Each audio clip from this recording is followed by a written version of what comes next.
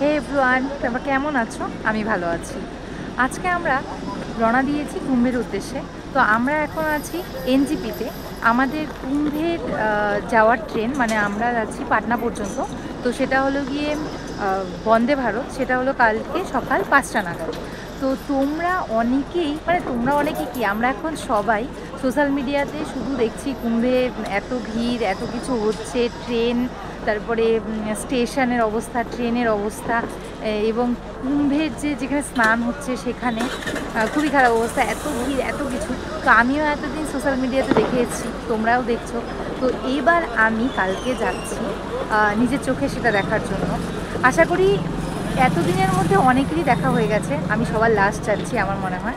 তো এবার আমি নিজের চোখে দেখবো, অ্যান্ড তোমাদেরও দেখাবো। আমি পুরো চেষ্টা করব যে তোমাদেরও পুরোটা দেখানো, মানে আমি যা যা দেখছি যেখানে যা যা ফেস করবো পুরোটাই তোমাদের দেখাবো। তো চলো, দেখা হচ্ছে আবার ঠিক কালকে সকালে বন্দে ভারতে ওঠার পরে। টাটা।